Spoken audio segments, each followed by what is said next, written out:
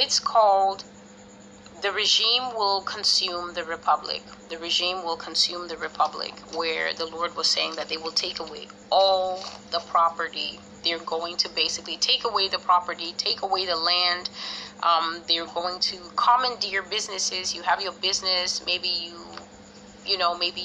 make fashion. They will commandeer the business and they will tell you that fashion is a waste of time, and we actually need you to produce this type of fabric and make school uniforms for the children. And they turn you into a state-owned factory where you make school uniforms, and you will not give access to your dream of being a designer and everything. You will make school uniforms, or you'll make maids uniforms, or as you can hear, you'll be making army uniforms because of the influx of people that will be forced into service.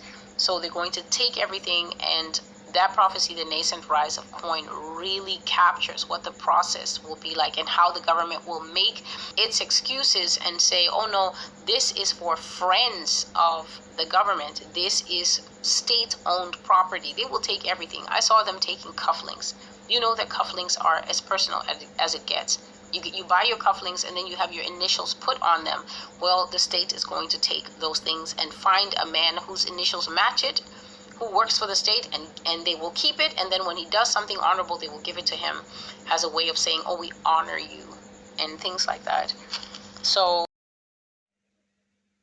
and will leave people with nothing. And so when you see that the government is the only place where you can get meat, for instance, the government rations is the only place where Americans will be able to taste meat, will be able to taste some form of butter or a little bit of lard, just to get a fat in their diet. Fat is also essential for our diet. The only place where you can taste an avocado or actually drink orange juice.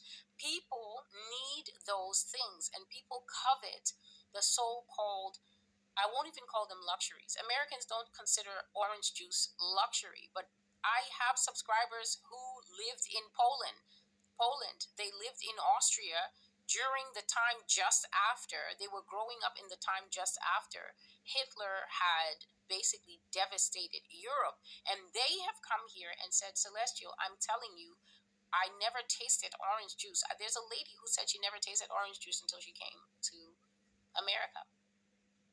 When her family immigrated here, that was the first time that she actually just got to pour it and taste it, because it was for the rich where she lived. It was not for people like her. She was that. The American economy is going to completely crash. Europe, why did you tie yourself to America? Europe, you're going to suffer the same fate as America. And God says this will teach you to hitch your wagon to people who can't balance their books.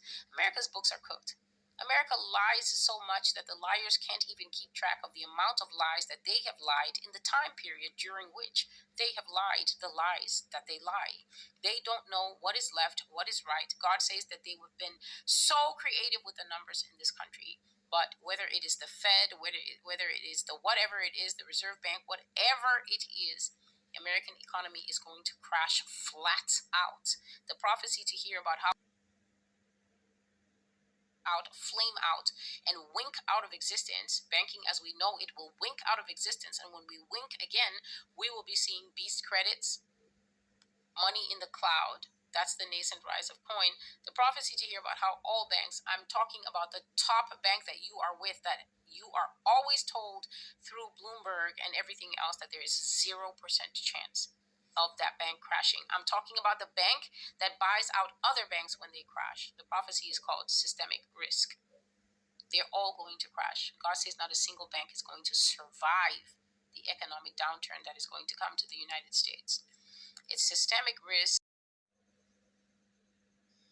So, for the benefits, just to have food, just to have shelter, if God is telling this nation that the army is where shelter is going to come from, then he's saying something very serious. Home ownership is going to become a zero pipe dream. If you have to go to the army to get a place to sleep, then that means that you're on the same level as a person who's in the jail, because the person in the jail, that's where he sleeps. That's his bunk. So, with army life being much more tolerable to civilian life, Yah says it will be very easy to see why some people would sign up. And now we come to the final message, the one that is literally titled Vindication, October the 18th, 2024. I've read to you the two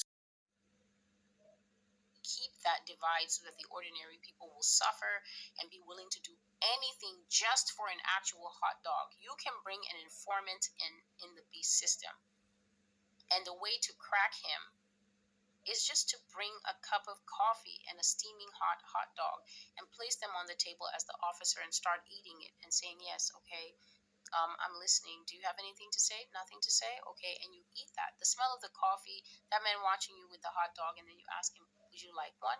And then he's quiet.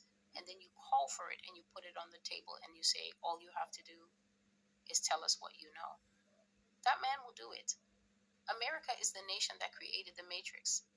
What did the betrayer in the movie The Matrix do? Did he not sell everybody out for the illusion of a steak that wasn't even real? Yes, he did. He wanted to taste meat.